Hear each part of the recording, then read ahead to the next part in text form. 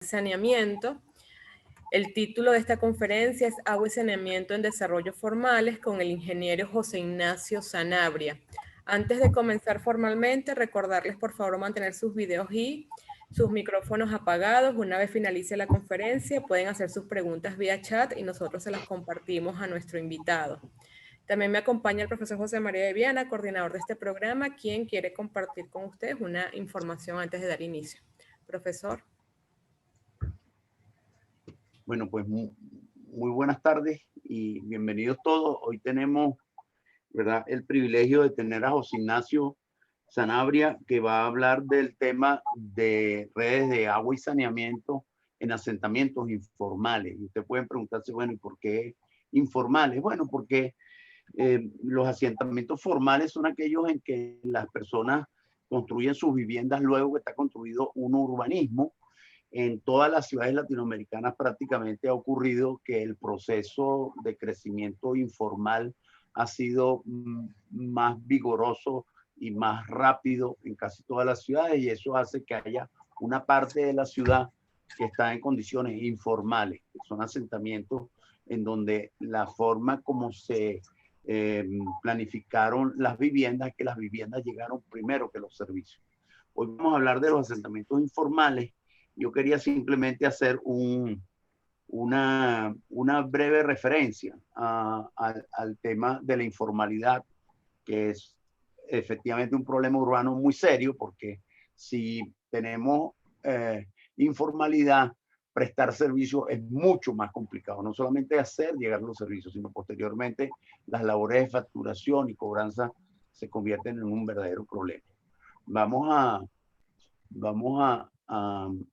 mirar solamente 3 láminas y un poco lo que tenemos que decir es que el tema de la vivienda informal es la expresión de que las políticas públicas de vivienda han sido poco eficaces. Y las políticas públicas deben evaluarse por sus resultados y no por sus intenciones. A lo largo de toda la historia moderna de Venezuela hemos tenido políticas públicas de vivienda, algunas con muy buenas intenciones, pero vamos a ver un poco sus resultados. Y antes de seguir, para el nivel de población actual que tenemos, cerca de 30 millones de habitantes y un crecimiento poblacional del 1,5% anual, que va reduciéndose en el tiempo, que a medida que pasan los años, el crecimiento poblacional se reduce. De hecho, en América Latina hay 2 países ya, Uruguay y Cuba, que no crecen. Pues cerca de 120.000 viviendas al año, lo que es lo mismo 4 viviendas al año por cada 1.000 habitantes. Ese índice lo utilizamos para poder comparar lo que hacemos nosotros con lo que han hecho otros países. Y aquí tenemos un poco la historia. Esto proviene de un trabajo hecho por la Cámara de la Construcción, y en la cual se indica cuál es el promedio de construcción de viviendas nuevas a lo largo de la historia moderna venezolana entre el año 59 y el año 2015. Y ahí podemos ver que con fluctuaciones importantes, lo que quiere decir que esas políticas no han sido estables en el tiempo y no han sido sustentables, pero en los últimos años es cuando peor desempeño tenemos, a pesar de toda la campaña de propaganda. Al final, las buenas intenciones siempre han existido, pero la eficacia de esas intenciones son reducidas. Y aquí está un poco la historia de la política de vivienda formal en Venezuela, que dice que efectivamente prácticamente todo el tiempo hemos construido menos viviendas de las que necesitamos para que no crezca la informalidad, y esa serie histórica está a todo lo largo, y decimos entonces que los números que hemos determinado, que aproximadamente el 45% de la población requiere o viviendas nuevas o mejoras estructurales en su vivienda. Hay un estudio importante en el caso de los barrios de Caracas, que con imágenes de satélite de historia de fotos aéreas, se ha podido reconstruir cuál es el mapa de la población de Caracas, y allí aparece aproximadamente el 45% de las viviendas están en asentamientos informales. Los más antiguos por allá en el año 20, y tenemos muy buena información en ese trabajo que está disponible para los que les interese, pero al final este es el producto de la informalidad. Un barrio, en el caso de Petare, que tenemos una concentración tan importante de viviendas que no tenemos espacios ni para la vialidad ni para los servicios comunales como escuelas y centros de salud, pero tampoco pueden imaginarse lo que significa la dificultad de tener redes de servicio de distinto tipo allí. Cualquier sistema que necesite tuberías o conductores tiene serios problemas para establecerse. Y al final esto es Caracas, ¿no? Y así son muchas ciudades nuestras, pues una ciudad mixta, una ciudad bipolar, en que tenemos una ciudad formal y al otro lado tenemos una ciudad informal que es muy extensa y muy complicada. Solamente para tener un mensaje en la dirección correcta, este es el caso de Chile, cuando países latinoamericanos que han sido más pobres que nosotros tienen una política de vivienda consistente. Aquí están los números chilenos que dicen que prácticamente desde los años 90 hasta la fecha, más de 30 años de políticas públicas eficientes en el tema de vivienda han logrado estos resultados, es decir, mucho más de lo que nosotros, y aquí la comparación en la cual vemos que Chile desde los años 90 en adelante ha construido de 2 a 3 veces más viviendas per cápita que nosotros, lo que quiere decir que hay un problema de servicios públicos. Sin más, simplemente los dejo con José Ignacio, que al final va a hablar, bueno, mire, eso es una realidad, no la podemos borrar del mapa, ni podemos esperar que el proceso de viviendas formales sea tan eficiente en el tiempo y tan rápido, sino vamos a tener millones de personas que viven en zonas de ocupación, en algunos casos muy antiguas, que hay barrios de Caracas que están en forma de fundación más de casi 100 años. Hay barrios de los años 20, pero tenemos también invasiones recientes muy importantes y vamos a hablar un poco cómo hacemos para darle servicio. José Ignacio, un placer que estés con nosotros. Adelante.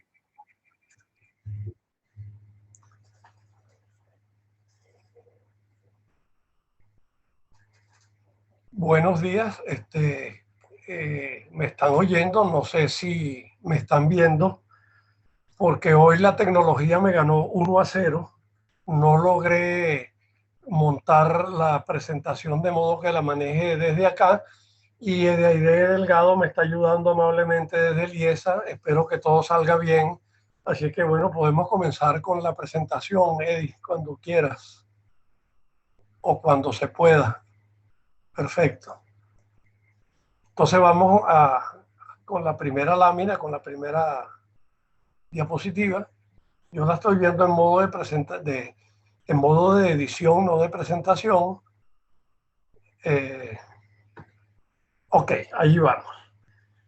Desde hace muchos años, la construcción incontrolada de viviendas de todo tipo en las quebradas y cerros que circulan el área metropolitana de Caracas y de otras ciudades importantes de Venezuela, invadiendo muchos casos terrenos públicos y privados, ha venido acompañada de la instalación por iniciativa de los mismos pobladores de tuberías que no corresponden a ningún diseño, pero que conectan con las redes operadas por Hidrocapital o por las otras empresas hidrológicas, provocando descompensaciones en los sistemas de acueductos y cloacas, tales como cambios drásticos de presión en la tubería de acueducto, fallas en la regularidad de servicio, descargas de aguas de lluvia a los sistemas de cloacas y de aguas contaminadas a los cursos naturales, lo cual acompaña un desmejoramiento general del ambiente urbano. La prestación de los servicios sanitarios en los barrios está condicionada por la complejidad de ese medio físico, un conjunto de viviendas construidas sobre una topografía usualmente escarpada, donde el abastecimiento de agua potable, seguramente intermitente, constituye uno de los elementos que ha contribuido más significativamente a la consolidación del propio barrio. Vamos a la diapositiva anterior todavía, por favor. Yo te aviso cuando la cambiemos.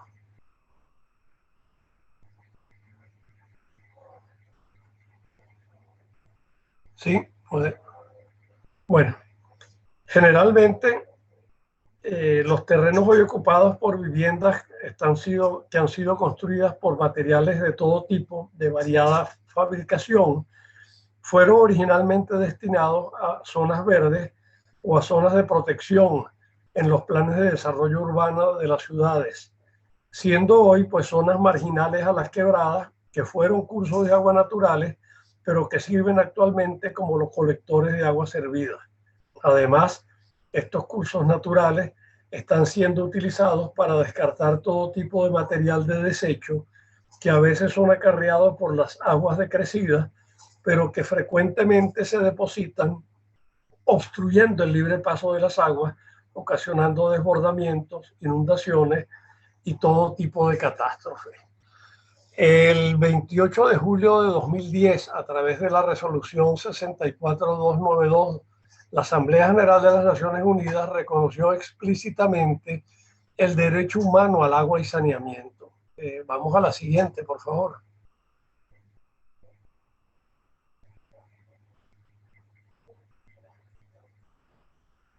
La siguiente lámina, por favor.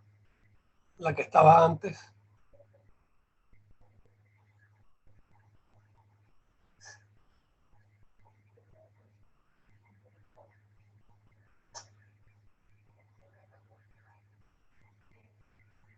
Ok. La resolución exhorta a los estados y organizaciones internacionales a proporcionar recursos financieros, capacitación y transferencia tecnológica para ayudar a los países, en particular los países en vías de desarrollo, a suministrar agua potable y saneamiento. Previamente, en noviembre de 2002, el Comité de Derechos Económicos y Sociales y Culturales adoptó la denominada Observación General número 15, donde establece el derecho humano al agua es indispensable para una vida humana digna. También define el derecho del agua como un derecho a que cada uno pueda disponer de agua suficiente, saludable, aceptable, físicamente accesible y asequible para su uso personal y doméstico. Fíjense que habla de asequible, no de gratuita. Vemos la siguiente diapositiva. En Venezuela, en la última mitad del siglo XX y lo que llevamos de XXI, Venezuela ha tenido un desarrollo urbano importante donde grandes sectores de la población se han asentado en las principales ciudades del... La siguiente.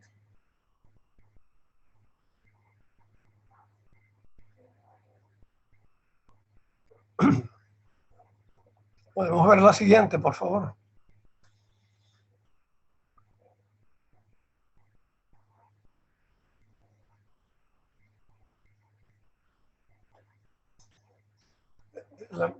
Me perdonan, pero no pensé que iba a haber tanto problema con la presentación de las diapositivas. No sé qué pasa, que la siguiente diapositiva, pues, como que no quiere entrar.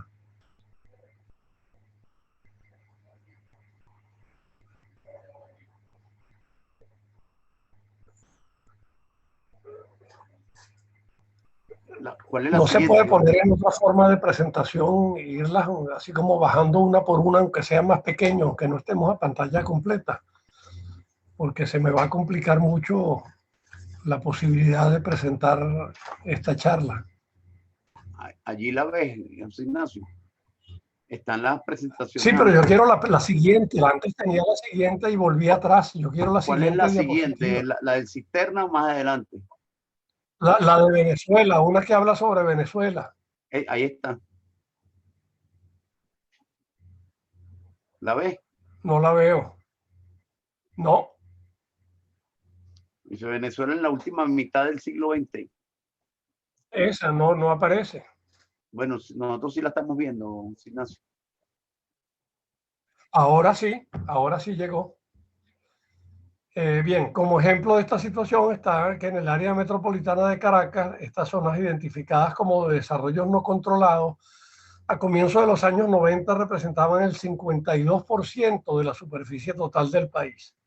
Para el año 91 habitaban en ellas 1,3 millones de personas, aproximadamente el 40% de la población. Déjenmelo ahí, no era todavía, pero no importa.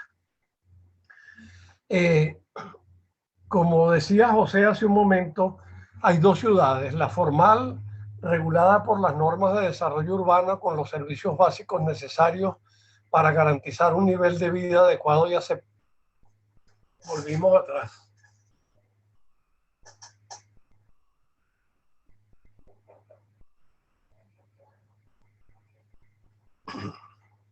Puede ser la siguiente, por favor. ¿Dónde está el camión de agua? Allí.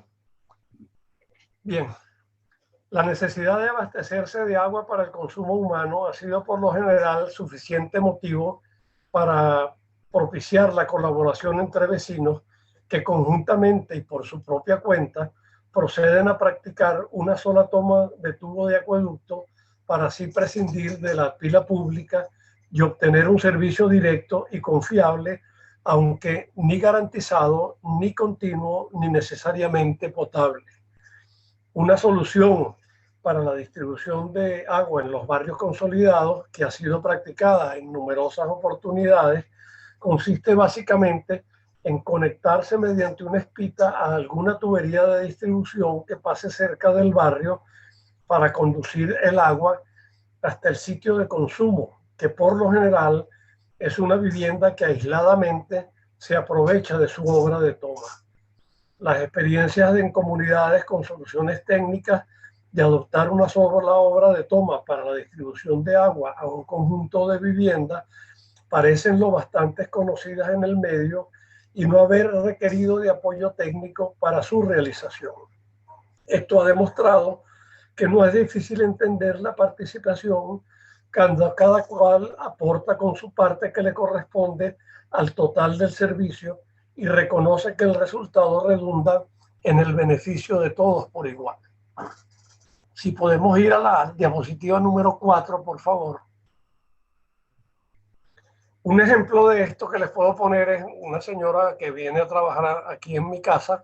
Hace poco me dijo que Hidrocapital había reparado la tubería matriz en el barrio donde ella vive, en Petare, pero que los moradores del conjunto donde ella reside, del área de barrio donde ella reside, que eran unas 6, 8 viviendas, tenían que procurarse su propia tubería de media pulgada para llevar el agua desde la salida que dejó Hidrocapital en la tubería principal hasta las 6 casas donde ellos habitan. Si podemos, por favor, ir a la diapositiva número 5. La 4 ya vamos a saltarla, vamos a la 5, por favor. La siguiente.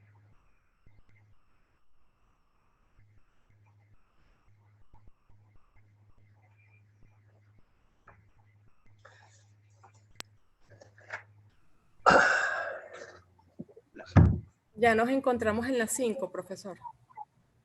Yo no la veo aquí en mi presentación, no entiendo por qué. A mí me sigue saliendo la 4. Bueno, voy con la 5.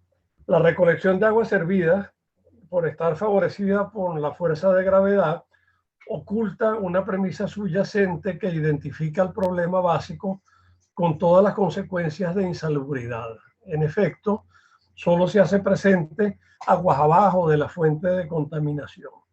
Esta motivación parece que también prevalece en quien lanza los desechos sólidos por una empinada ladera o quien los tira a la calle para aprovechar que sean arrastrados más abajo por el escurrimiento.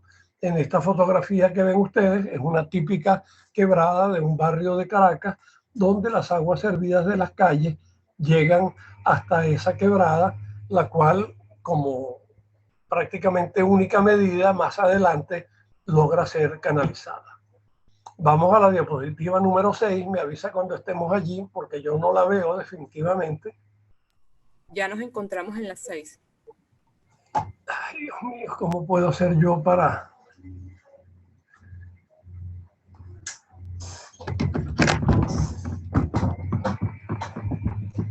Déjenme ver si en otra computadora abro las diapositivas para poder guiarme, porque es que a mí, yo no sé por qué, yo todavía estoy en la diapositiva número 4.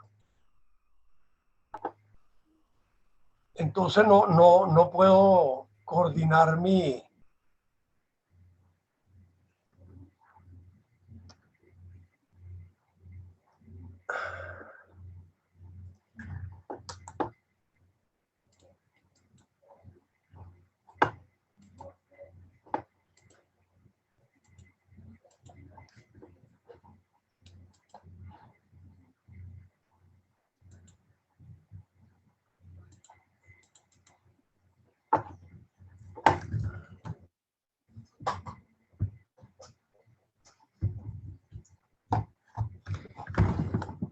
no hay manera de que me pueda llegar a mí la diapositiva número 6.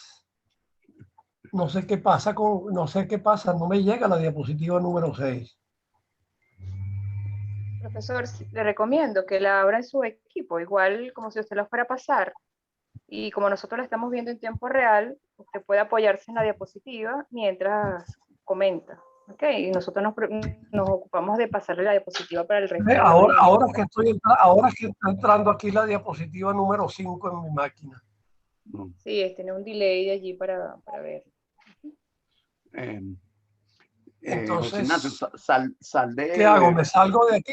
De la vista full, arriba en la vista, a la derecha arriba.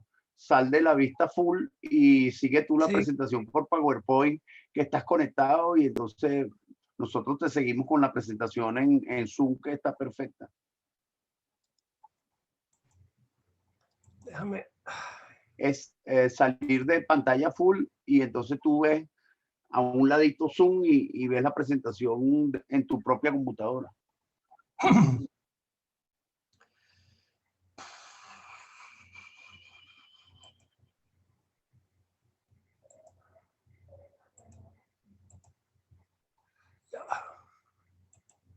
Salir de pantalla full. Entonces yo no veo.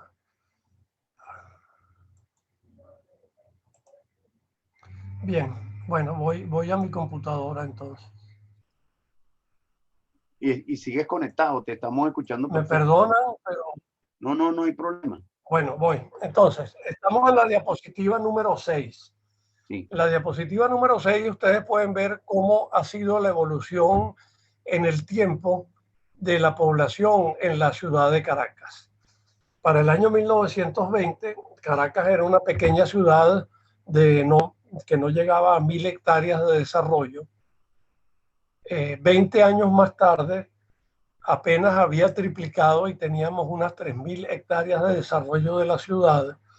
Y a partir del año 1950, con el desarrollo petrolero e industrial y la migración del campo hacia las ciudades, Caracas comenzó un desarrollo vertiginoso, y vemos cómo en el año 1950 Caracas ya ocupaba 4200 hectáreas.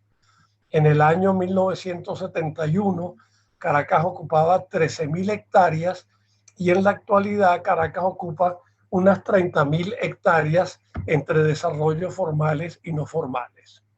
El gráfico de la derecha, ustedes pueden apreciar cómo efectivamente a partir del año 1950 la población en Caracas y en otras ciudades importantes del país, como les decía, por la migración del campo, comenzó a aumentar extraordinariamente, y desde los años 80 aproximadamente, con mayor o menor fluctuación, se ha estabilizado alrededor de 2 millones de habitantes.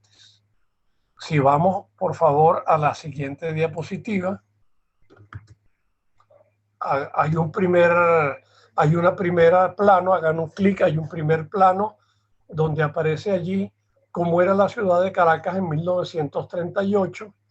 En 1938 la ciudad de Caracas era básicamente pues la zona, el casco central de la ciudad, y algunas zonas perimetrales, cada una de las cuales tenía su propio sistema de distribución de agua. Lo que es hoy en día Chacao o Los Chorros o Petare eran poblaciones independientes alejadas de Caracas. Si hacemos otro clic y vemos cómo era el plano de Caracas en el año 1950, ya en el año 1950 había una integración de todas las Caracas, desde Catia al oeste, pasando por el centro de la ciudad, a lo largo de las urbanizaciones del este hasta Petare, y comenzaban también los desarrollos a lo largo del eje de la autopista Vallecoche y hacia el sur a lo largo de la zona de Baruta y sus alrededores. Si hacemos clic de nuevo, vemos un mapa de Caracas del año 1967, donde ya Caracas pues aparece como una ciudad más ordenada, con toda una integración tanto de zonas formales como de zonas no formales. Y si hacemos de nuevo otro clic, vemos Caracas de 2007, que es la Caracas de hoy en día, que es una sola masa de población que incluye las zonas aledañas de Latillo, Baruta, Petare, Catia, la zona del Valle y Coche hasta Caricuao, y que es la Caracas metropolitana que tenemos hoy en día. La siguiente diapositiva, creo que la deben tener allí, donde se aprecia el avance de las zonas no formales en la ciudad de Caracas. En el año 1966 aparece allí en oscuro las zonas no formales de Caracas, que eran básicamente pues la zona de Catia, la zona del Valle y a la derecha la zona de Petare. En el año 84 se expandió más hacia la zona del Valle, la zona de Catia aumentó un poco la zona no formal, y desde Petare comenzó a extenderse la ciudad a lo largo de lo que hoy en día es la autopista Petare-Guarenas. En el año 2000 ya estas zonas no formales se consolidaron, y fíjense ustedes pues la cantidad de puntos de zonas oscuras que aparece en el área metropolitana de Caracas para el año 2000. En cuanto a habitantes, era aproximadamente el 40% de la población.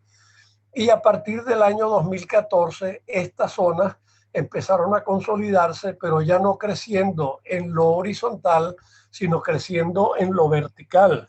Y hoy en día tenemos en estas zonas no formales que hay casas y viviendas que han ido creciendo una encima de la otra, y lo vemos claramente cuando pasamos por Catia o cuando pasamos por Petare.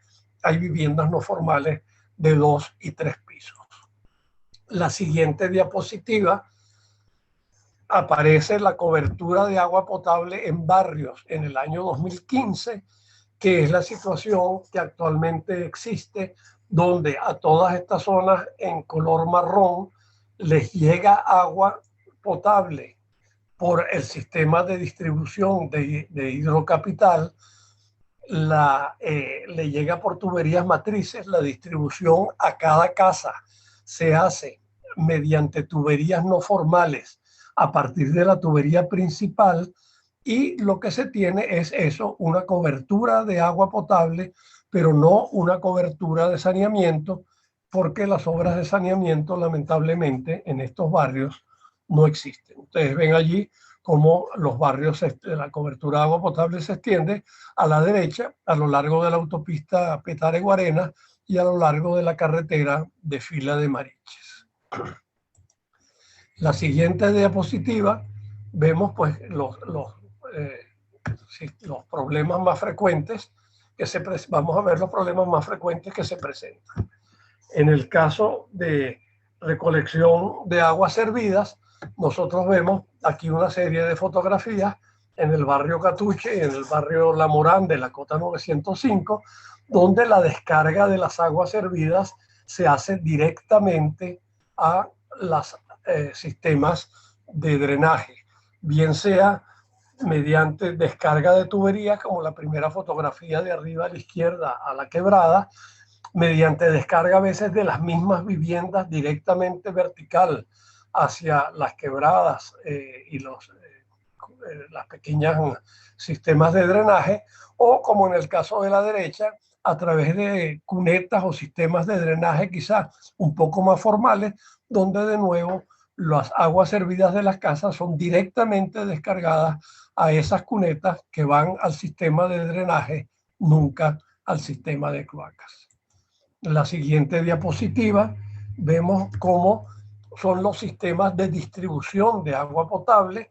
Estos sistemas de distribución son mediante tuberías de hierro galvanizado de media pulgada o de 3/4 de pulgada, colocadas por los mismos habitantes de la zona, que los llaman espaguetis ellos en su lenguaje coloquial, y cada tubería de esas que ustedes ven allí abastece una vivienda. La tubería principal, que es esa tubería que se ve más gruesa, que debe ser de 3/4 de pulgada, allí cada quien que necesita tomar agua hacia su vivienda simplemente hace una incorporación y llega el agua hasta su vivienda. Agua que es no contabilizada, evidentemente. La siguiente diapositiva, vemos cuál ha sido hasta ahora la solución de los sistemas de cloaca. La solución de los sistemas de cloaca ha sido embaular las quebradas, la mayor parte del tiempo sin colectores marginales que recojan las aguas servidas formales, y estos embaulamientos lo que han hecho hasta ahora es simplemente pues ocultar el problema, porque aguas abajo de la zona de embaulamiento o bien las cloacas vuelven del colector marginal a la quebrada, si es que este tramo tenía colector marginal, o si no, simplemente las casas siguen descargando sus aguas servidas directamente hacia la quebrada embaulada. Existen algunas iniciativas aisladas, como el barrio La Morán y el barrio Catuche, donde se han tratado pues de canalizar los drenajes debajo de las caminerías o los colectores de cloaca debajo de las escaleras, o la canalización de las quebradas mediante embaulamientos. Sin embargo, esto no ha sido hecho de una manera correcta, sino de una manera, como siempre, pues sumamente informal. Sin embargo, existen sistemas adaptados a los desarrollos no formales. Y entonces vamos a pasar ahora a la diapositiva número 16.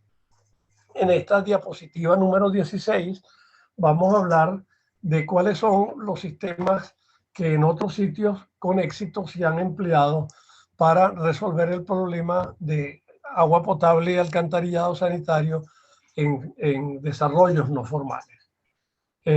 Uno de los sistemas que se ha utilizado es el llamado sistema de condominios, utilizado con bastante éxito, sobre todo en Brasil.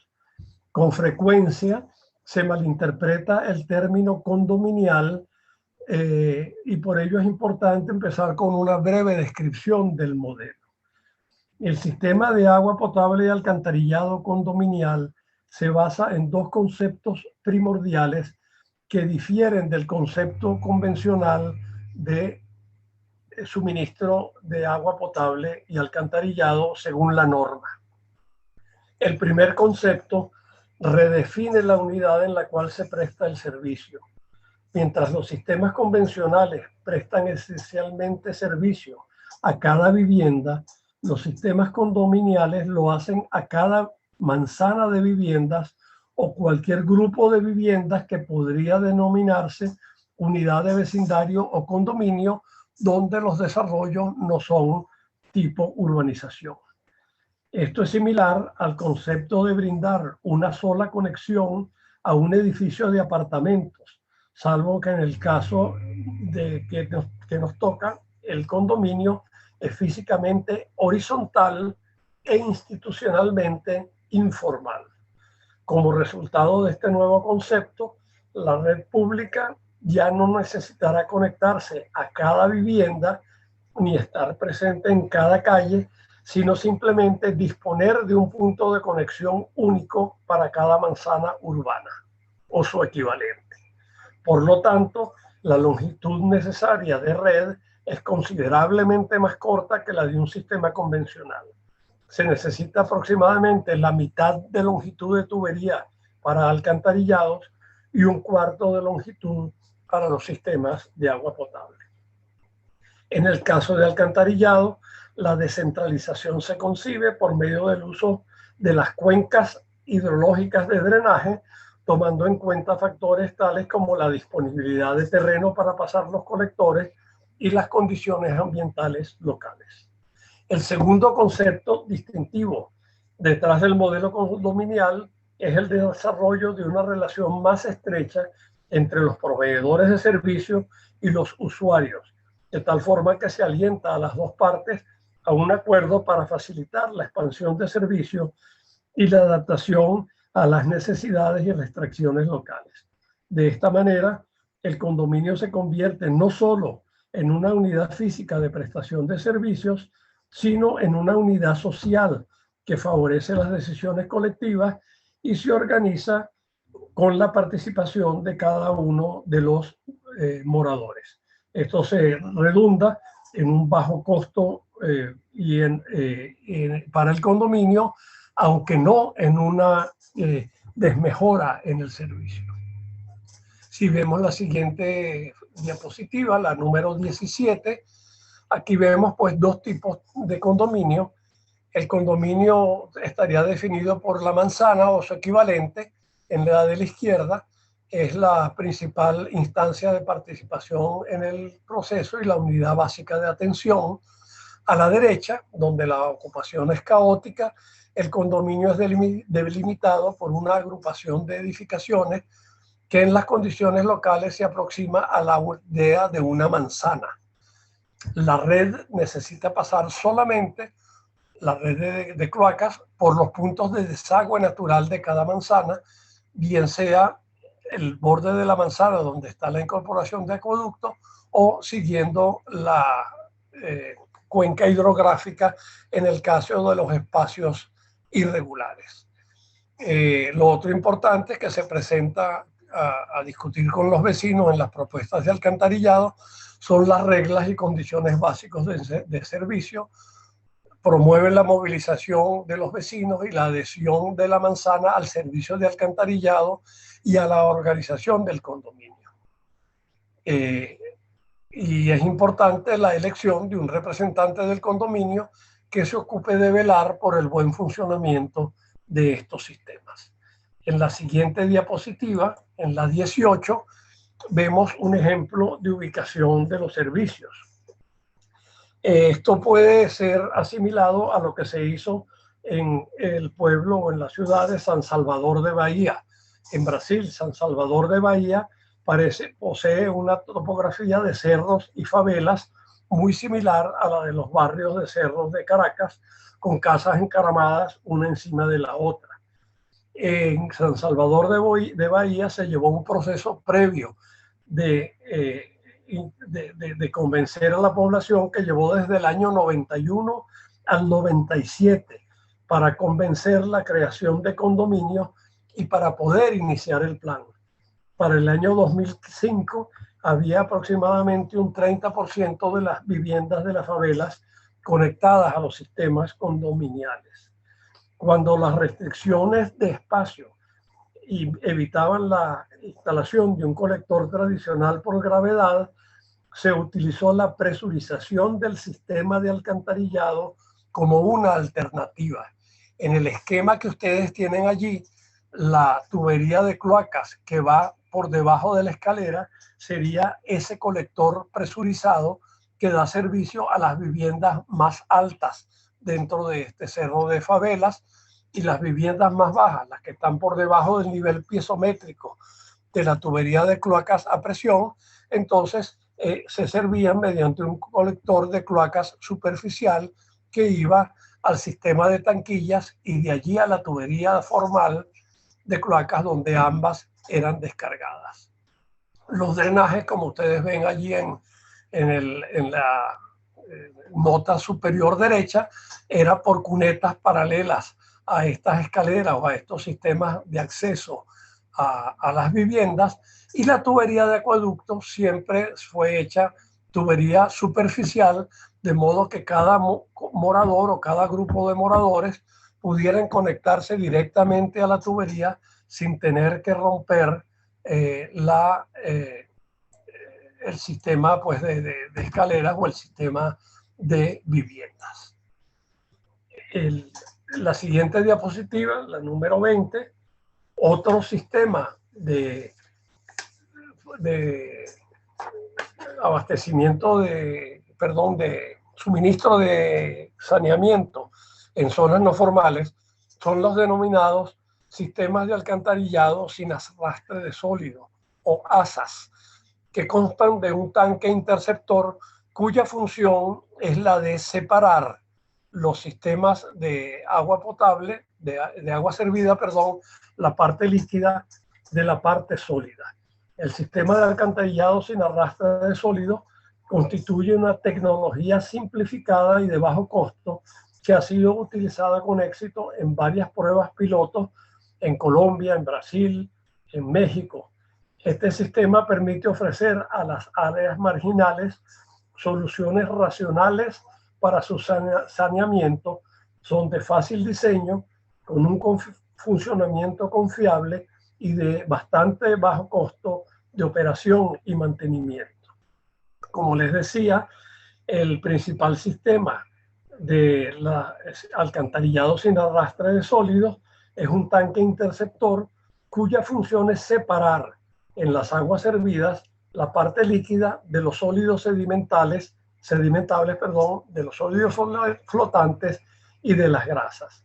De esta manera, los colectores efluentes de estos sistemas de decantación podrán ser diseñados con menores diámetros que los sistemas de alcantarillado tradicional, con pendientes muy bajas e inclusive con alineamientos curvos. El sistema de alcantarillado sin arrastre de sólidos puede implementarse en terrenos con pendientes suaves mayormente y también en pendientes abruptas, siempre y cuando se disponga de la vialidad de acceso o de sistemas de acceso para facilitar el mantenimiento de los tanques interceptores, los cuales, de acuerdo con el diagnóstico social, se podrán diseñar para cada vivienda o para cada condominio o conjuntos de vivienda. Los sólidos retenidos en los tanques interceptores deben removerse periódicamente, como mínimo cada año, a fin de garantizar el adecuado funcionamiento del tanque interceptor y del sistema de alcantarillado en general. Esto hace pues que sea absolutamente indispensable el acceso a estos sistemas de tanques interceptores. Un sistema que se trató de desarrollar aquí en Venezuela y que creo que el ingeniero Mario Mengual hizo un diseño para una comunidad en Guatire que se llama La Candelaria, son los reactores anaeróbicos de flujo ascendente, los RAFA, de gran utilización en la ciudad de Curitiba, en Brasil. Estos sistemas pues simplemente se llevan, en lugar de llevarlo a un tanque interceptor para cada vivienda, para cada grupo de viviendas, todas las cloacas se llevan a un único sistema de tratamiento anaeróbico, que son estos reactores anaeróbicos, que deben funcionar con una carga hidráulica relativamente importante. Entonces, en zonas de gran pendiente, donde no es fácil disponer de acceso para la limpieza y mantenimiento de tanques individuales, se puede optar por un tanque único, que pudiera ser en este caso pues un reactor anaeróbico de flujo ascendente que se aprovecha de la carga hidráulica del desnivel de las zonas de barrio. En la siguiente diapositiva, la diapositiva número 22, no muy buena que digamos, pero allí podemos ver nosotros cómo con la densidad de población disminuye drásticamente el costo por domicilio de la incorporación a sistemas de alcantarillado. Cuando vemos que aumenta la densidad de población a más de 100, 200 o 300 habitantes por hectárea, los sistemas condominiales, que es la curva de abajo, son bastante menores por unidad de vivienda que los sistemas convencionales. Y nosotros podemos disponer de incorporación a sistemas de alcantarillado por menos de $50 por domicilio incorporado a estos sistemas de alcantarillado. En la siguiente fotografía, en la siguiente diapositiva, la 23, como les decía, pues lo importante en estos sistemas de alcantarillado sin arrastre de sólidos es el poder tener acceso, vialidad de acceso, para facilitar el mantenimiento a los tanques interceptores, en el caso que sean individuales, o a los reactores anaeróbicos o similar, en el caso de que sean colectivos para el sistema. En la fotografía, en la diapositiva siguiente, en la diapositiva número 25, lo importante en conclusión es tener claro que los que habitan en zonas como esta de la fotografía tienen derecho a un adecuado servicio de agua potable y saneamiento. También es importante tener presente que en comunidades como esta resulta imposible diseñar bajo la norma. Si ustedes piensan que ustedes allí van a tener una tubería de abastecimiento de agua con medidores e incorporaciones a cada vivienda, o un sistema de cachimbos de aguas servidas que se incorporan a una tubería de cloacas con bocas de visita en cada cambio de dirección, pendiente o cambio de diámetro, se ve claramente que es imposible diseñar allí bajo la norma. Sin embargo, no se deberían permitir iniciativas sin control de los organismos responsables. Es importante aceptar esta realidad y tratar de establecer entonces normativas alternas, normativas que permitan alcanzar la formalidad a través de etapas controladas o a través de zonas donde la normativa formal claramente no puede ser cumplida, pero puede ser regulada por el ente regulador, en este caso por las empresas hidrológicas.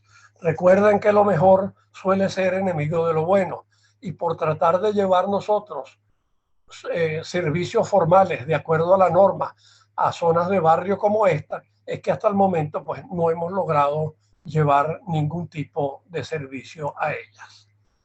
La diapositiva 26, las empresas hidrológicas pueden realizar ordenadamente campañas de concientización de la comunidad a través de las asociaciones de vecinos, condominios, escuelas, iglesias, para informar de la necesidad de utilizar racionalmente el agua y de disponer adecuadamente el agua servida en beneficio de todos.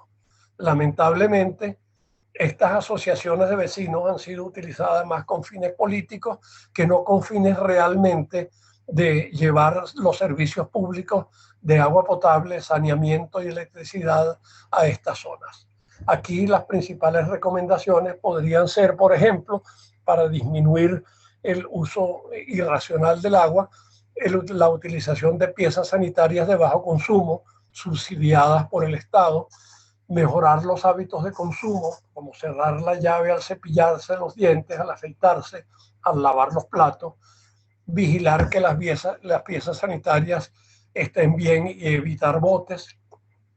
Y ya a modo de condominio, reportar las fugas en las tuberías de acueducto, reportar las filtraciones y malos olores en las tuberías de cloaca y crear comisiones locales de vigilancia y mantenimiento en los diferentes sectores o condominios de los barrios, para que se hagan responsables ante la empresa hidrológica de reportar todas estas fugas de válvula, roturas, etcétera, que afecten y obstruyan los colectores. La siguiente diapositiva, 27, tocará al Estado entonces limitar el crecimiento de los barrios. El gobierno nacional debe implementar operativos para controlar y evitar que continúen las invasiones en zonas verdes o zonas de protección. Se debe renovar urgentemente el desarrollo del campo y las zonas industriales. En la Venezuela de hoy, lamentablemente, las zonas no formales han crecido desmesuradamente por el abandono del campo, la ruina en las zonas industriales y la ruina de la industria petrolera. Se debe propiciar la participación de la comunidad para que las soluciones técnicas sean factibles, viables y sostenibles, para lo cual es indispensable estimular e impulsar la organización comunitaria bien entendida, la organización comunitaria para el desarrollo social y sanitario mediante el establecimiento de condominios. Se debe dar capacitación y educación ambiental. Importante emprender campañas de información para estimular la capacidad de organización de la comunidad, comenzando por las escuelas, los preescolares, las primarias y el bachillerato, como se pudo hacer en su momento con el Metro de Caracas. Y por último, pues propiciar condominios, que son grupos de familias interesadas en organizarse, ubicadas en un espacio físico que les permita beneficiarse de los mismos servicios de infraestructura, como son acueductos, cloacas, drenaje, alumbrado público, caminerías de acceso, rejas, entre otras. Gran parte de estas funciones que ustedes ven allí van a corresponder a los futuros gerentes de las empresas hidrológicas en un futuro próximo, Dios mediante. Les agradezco, pues muchas gracias por la atención. Le ofrezco excusas de nuevo por todos los inconvenientes. No sé qué pasó, pero definitivamente pues la conexión de internet no me permitió hacer esto de la manera como yo lo hubiese deseado. Pero bueno, lo importante, como decía José al comienzo, para darme tranquilidad, es que se pudo hacer la presentación y espero pues que ustedes la hayan aprovechado, y estoy a la orden para cualquier comentario o respuesta que puedan tener a lo que hemos dicho aquí. Muchas gracias. Gracias a usted, profesor.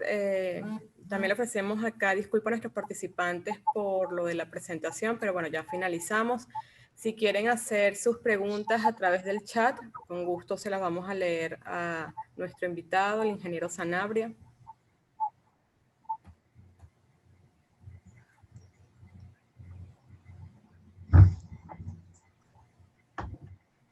Ok, aquí nos pregunta Laura Torres. Gracias por su presentación, profesor.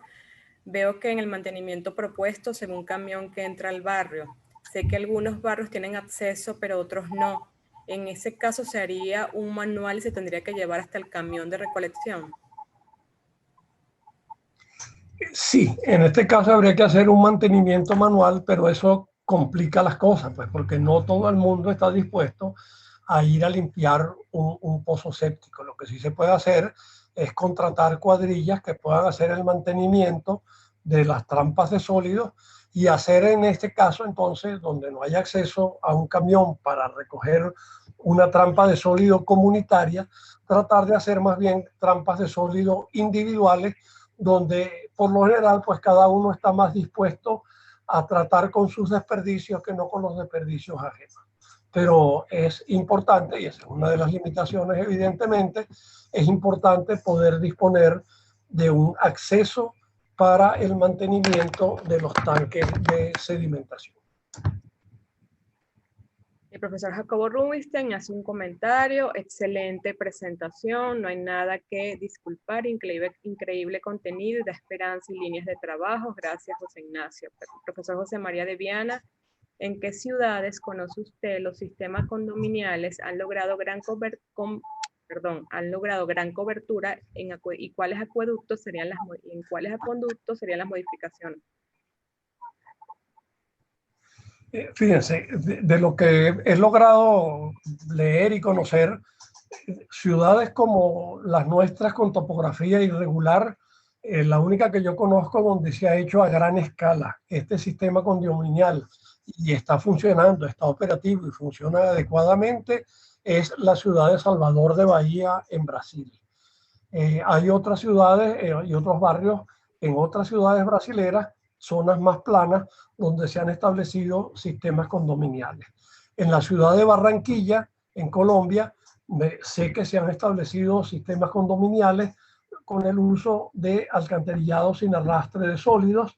Igual en algunas ciudades de México se han establecido sistemas condominiales sin arrastre de sólidos, y en algunas ciudades de Perú, del norte de Perú, también se han establecido sistemas condominiales. Lo más difícil de estos sistemas condominiales ha sido, por una parte, establecer la responsabilidad de quienes van a estar a cargo de los sistemas condominiales, y segundo, y diría lo más difícil, es hacer entender a los usuarios del sistema condominial que, a pesar de ser un sistema condominial, es un sistema adecuado, es un sistema que genera un buen servicio, es un sistema que genera también un costo a la empresa hidrológica y que por lo tanto tiene que ser pagado el servicio. No igual que un servicio formal, evidentemente, es un servicio que en cierta medida o en buena medida va a tener que ser subsidiado por la empresa hidrológica o por los usuarios del sistema formal, pero los usuarios, y eso es indispensable, los usuarios del sistema condominial tienen que pagar por el servicio, porque si no pagan por el servicio, ese servicio a muy, muy corto plazo se deteriora irremediablemente. Carlos Barreto, gracias, profesor. ¿La normativa alterna que se menciona, se tiene algún adelanto en la misma? No se tiene un adelanto, digamos, escrito en la misma. En el año 99, poco antes que el ingeniero de Viana dejara Hidrocapital, contrató con la empresa que nosotros teníamos en el momento la elaboración de lo que se llamó en ese momento coloquialmente un manual de barrios, que intentó ser una especie de normativa de transición para comenzar a darle saneamiento a las zonas no formales. Este manual de barrios o sistema de transición, nosotros logramos llevarlo a, después de la tragedia de Vargas, de los deslaves de Vargas, logramos llevarlo a Corpo Vargas. Y en aquel momento la Corporación para el Desarrollo del Estado Vargas, que presidía el ingeniero Eduardo Genatio. En aquella oportunidad fue acogido como idea para comenzar a sanear las zonas no formales del estado Vargas, de la parte alta de la quebrada Tacagua, la quebrada La Zorra, y llegó después un plan de ayuda de la Comunidad Europea que se llamaba el Proyecto Prederes. Este Proyecto Prederes de la Comunidad Europea llegó para ayudar a restablecer los servicios de agua potable y alcantarillado después de la destrucción de los deslaves del estado Vargas. A través del proyecto Prederes se nos contrató a nosotros un proyecto piloto en un barrio de la parte alta de la quebrada Tacagua, donde se hizo un primer diseño completo para llevar agua potable y concentrar este alcantarillado mediante sistemas no formales y sistemas condominiales para ser conducido hasta la parte baja formal de la quebrada Tacagua. Lamentablemente, en el interín, desapareció Corpo Vargas, desapareció el programa Prederes y esto nunca se pudo llevar a cabo. Entonces sí existen unos, digamos, lineamientos generales de cómo podría ser este inicio de no formalidad para las normas, para ordenar, perdón, la incorporación a las zonas más formales, y desde entonces, pues desde el año 2000 hasta hoy, es mucho lo que se ha avanzado en otros países y hay mucho mejor conocimiento de qué se debe hacer y qué no se debe hacer para estos desarrollos condominiales, bien sea mediante sistemas individuales, mediante sistemas sin arrastre de sólidos o mediante sistemas cooperativos a través de reactores anaeróbicos o similares. Johnny García nos escribe desde Lima. Gusto en saludarlos. El uso de tuberías de HDPE se usa actualmente en Venezuela para el sector de agua potable y alcantarillado, ¿o se siguen usando tubos de PVC? No, se usan muy a menudo tuberías de polietileno de alta densidad. Se usan en varios diámetros, se usan en los diámetros disponibles, normalmente menos de 500 milímetros. Se utilizan en redes de distribución locales, tanto para agua potable como para alcantarillado sanitario, y hay un uso, sí, yo diría que en los últimos años bastante frecuente de las tuberías de polietileno de alta densidad. Rafael Guevara, hola profesor, felicitaciones. En el sistema de condominio queda cada vivienda llegar a la tanquilla del condominio. ¿Ese costo está sumado en las curvas de costo? Fíjense, en los sistemas de condominio, la idea es que a una manzana o su equivalente en desarrollos desordenados se le asigna una tanquilla de llegada. Cada uno de los habitantes de esa manzana o de ese condominio de grupo de viviendas tienen que ingeniárselas, por decirlo de alguna manera, a llegar a esa tanquilla común, porque esa tanquilla común entonces es la que va a ir a el decantador de sólidos y desde allí, sin sólidos, al sistema de tuberías que van a ser de diámetro menor que el de la norma. Generalmente son tuberías de apenas 100 milímetros de diámetro que conducen estas aguas sin sedimento hasta el sistema de cloacas. Entonces, el Estado, la hidrológica o a través de su equivalente, lo que va a hacer es una zona de recolección única, tanto de recolección de aguas servidas como de suministro de agua potable.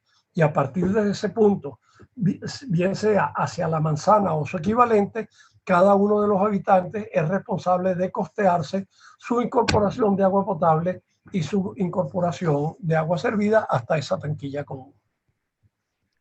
Tenemos un comentario de Carla Roa. Así como funciona, así como ha funcionado hasta ahora donde existe. Okay. Gracias. Tenemos un comentario de Carla Roa. Muchas gracias, profesor. Muy nutrida y valiosa información. Germán Uzcategui. Buenas tardes, José Ignacio. Muy buena presentación. A pesar de los inconvenientes tecnológicos, te felicito. Hace una pregunta. ¿Hay alguna experiencia en Venezuela de condominios horizontales? ¿Han sido sostenibles? No que yo sepa. Lamentablemente esa respuesta no te la puedo dar.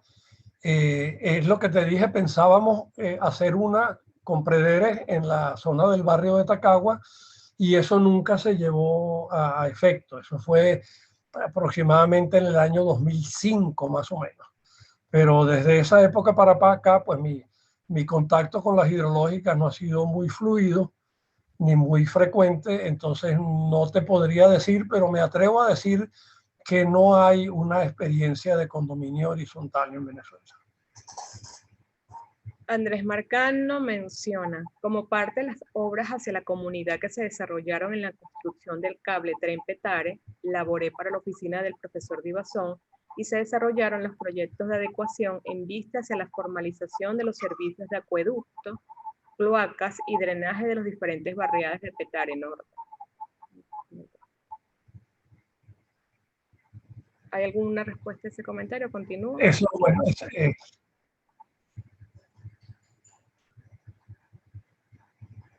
sería bueno saber qué experiencia tienen allí, cómo se ha logrado mantener este desarrollo que hizo el Metrocable de Petare. Eso sería bien interesante conocerlo.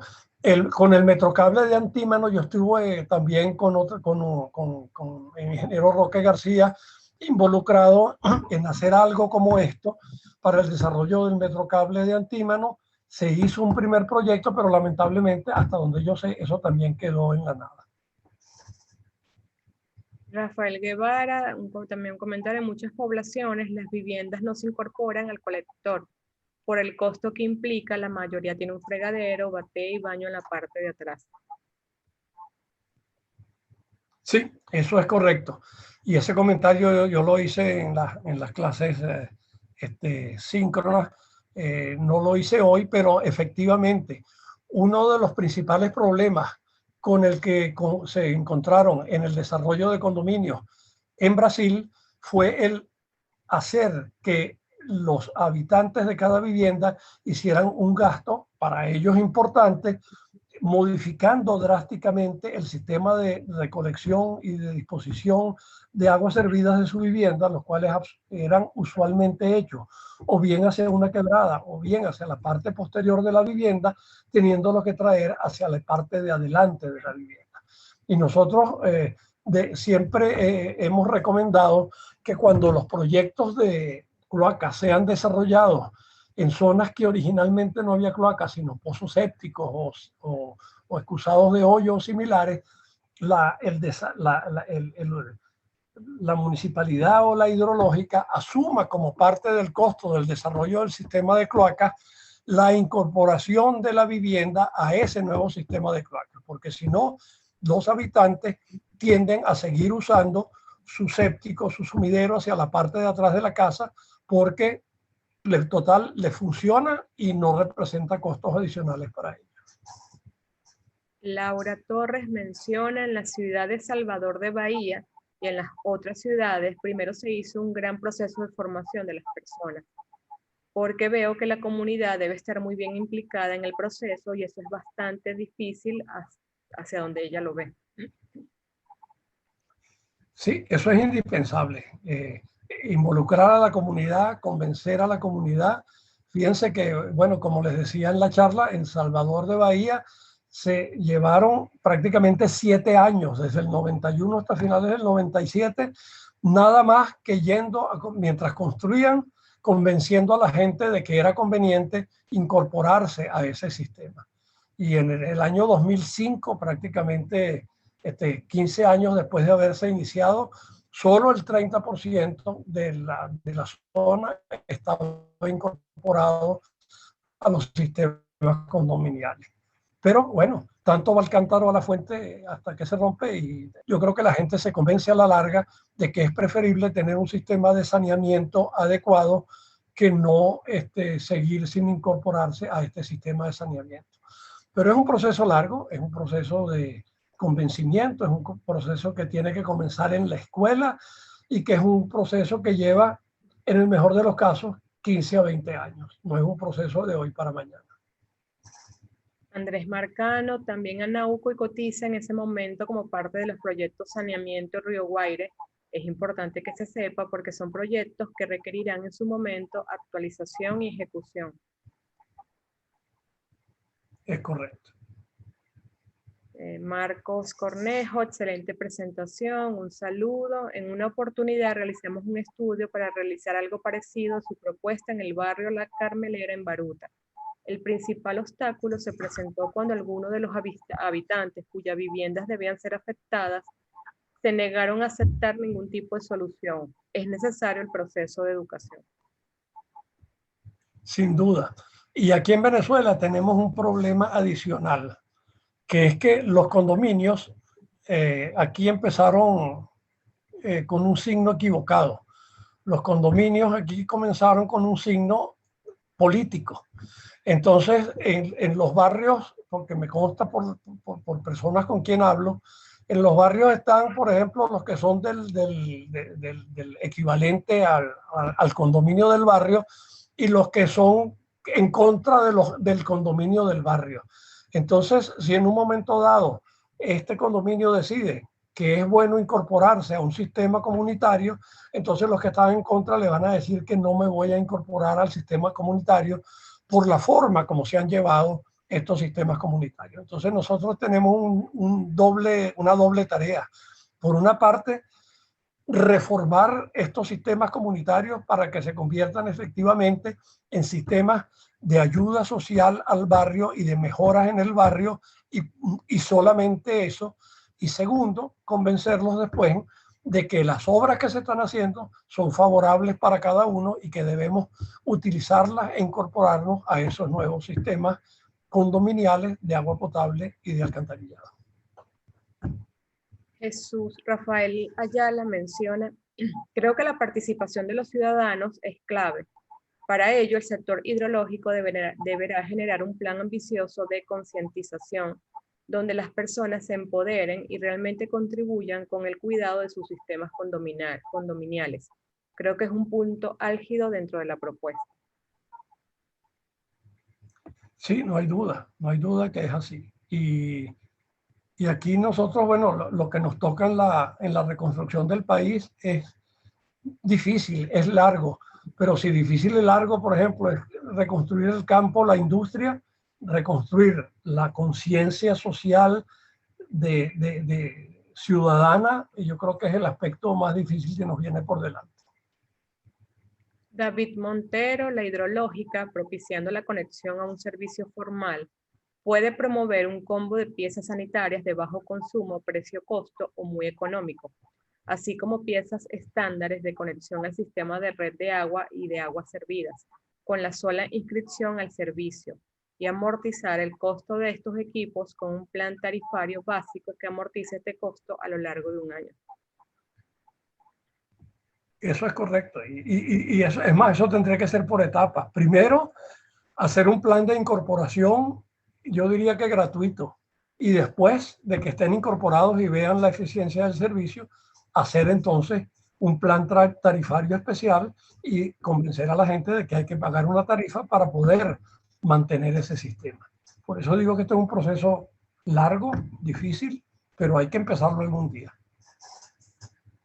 Datsi Guerra menciona, profesor, fue muy interesante la conferencia.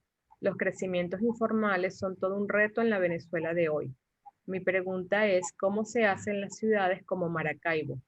que son planas, pero que requiere cierto bombeo de aguas servidas. En los asentamientos urbanos informales es más fácil llevar el servicio a las familias, es decir, se puede cumplir con la norma o más bien requieren estos desarrollos condominiales. Fíjense, en ciudades planas como Maracaibo, la situación es, al contrario, más fácil. Y la prueba está, por ejemplo, en la ciudad de Barranquilla, en Colombia, que es más o menos la misma situación, lo han logrado.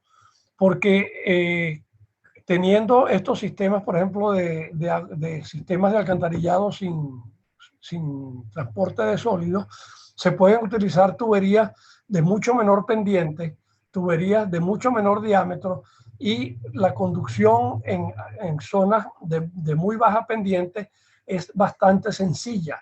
Evidentemente habrá que conducirlo muy probablemente hacia un punto único de recolección donde habrá un sistema de bombeo, pero de nuevo estaremos bombeando entonces agua sin sólidos y agua en mucho menor cantidad. Y las zonas planas, como decíamos hace un momento, pues van a tener más fácil el acceso para la operación y el mantenimiento de los pozos sépticos y los pozos de sedimentación. Alberto Abreu, saludos a todos. Felicitaciones y un gran abrazo al profesor de sus ahijados, la promoción José Ignacio Sanabria, UCB, en mayo de 1976.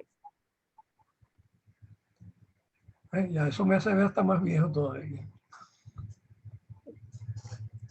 Roque García, felicitaciones. Gracias. Roque García, felicitaciones, profesor. Muy buena la presentación, aún con los problemas técnicos. Por curiosidad, en terreno suave de baja pendiente, ¿el sistema de alcantarillado podría ser combinado con pozos sépticos? Sí, en principio sí.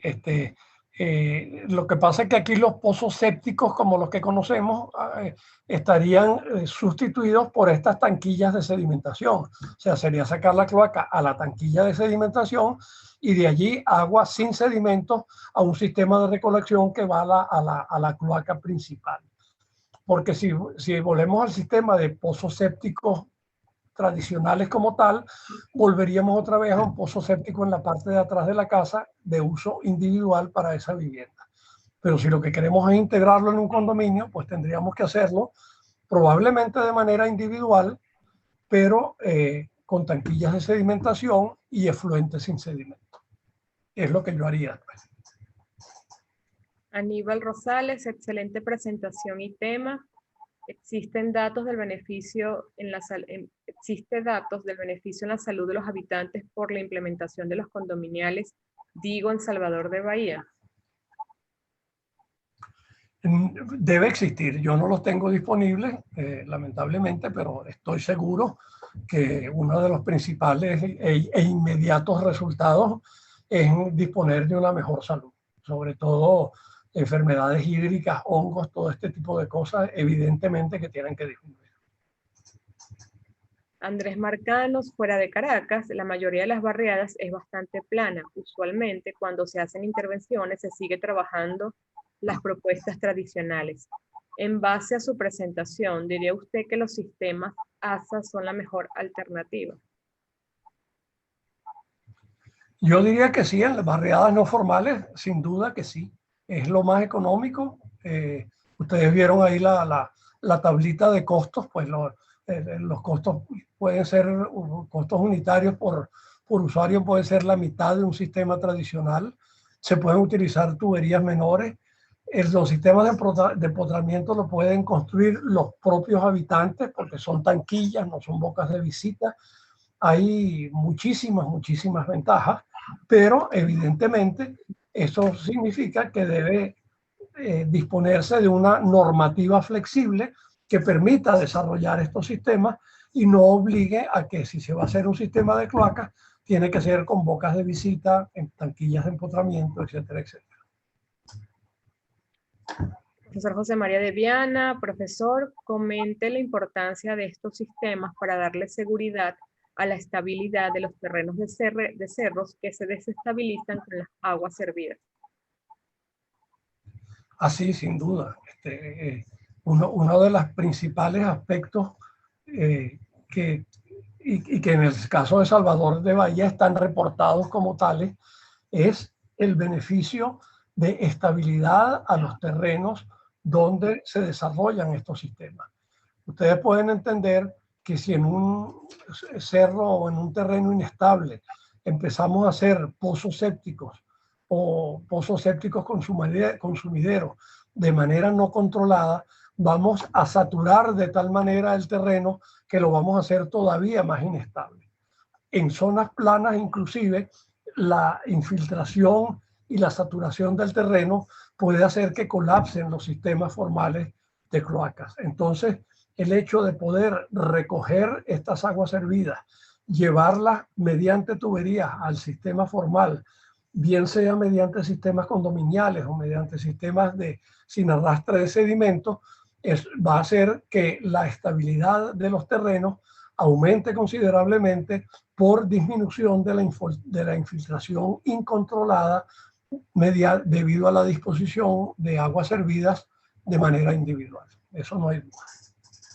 Yuri Medina, excelente presentación, profesor Sanabria. Aparte de la educación ambiental en la escuela, los técnicos debemos convencernos que los proyectos de servicios deben siempre considerar el componente de participación ciudadana, incorporando sus sociólogos y trabajadores sociales que articulen con los líderes locales la participación. Eso es correcto, Yuri, no me cabe la menor duda de que eso tendrá que ser así. Y de hecho, si ustedes ven los llamados, por ejemplo, a licitación, yo estuve involucrado hace poco en uno en la ciudad de Panamá, los llamados a licitación que hacen los organismos multilaterales para desarrollo de sistemas de alcantarillado y sistemas de abastecimiento de agua en zonas no formales o en zonas de barrio que no lo disponen, inevitablemente y de manera siempre es así, hay una buena parte del dinero disponible por esos organismos multilaterales destinados a sociólogos, antropólogos, censos y la formalización de dotar de información a estos barrios de cuáles son las ventajas que esos sistemas representan por contraposición a la no disposición de sistemas de alcantarillado. Entonces, la participación de sociólogos, antropólogos, psicólogos en esos sistemas a futuro va a ser inevitable. Y repito, los organismos multilaterales, cuando dan créditos para este tipo de desarrollo, una buena parte de esos fondos van destinados a ese fin. Y tenemos una última pregunta. Andrés Marcano, ¿esas tanquillas de sedimentación no podrían sustituirse por biodigestores como los que vende, por ejemplo, Refinca, que según sus indicaciones son residuos cero? Sí, sin duda, claro que sí. Que son una cuestión de costo, pero la respuesta es sí, claro que sí. Cualquier sistema que permita separar sólido de la parte líquida, evidentemente que es factible, claro que sí. Bueno, a través del chat, profesor, esa es nuestra bueno, doy las gracias. Bien, entonces gracias por su atención. Muchísimas gracias a Ediaide por hacerme la segunda con la presentación.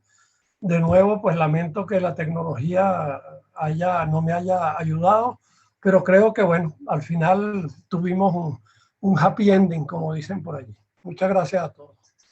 Gracias a usted, profesor. Gracias a todos nuestros invitados y participantes. Bueno, no queda más que desearles una feliz tarde. Hasta luego, profesor.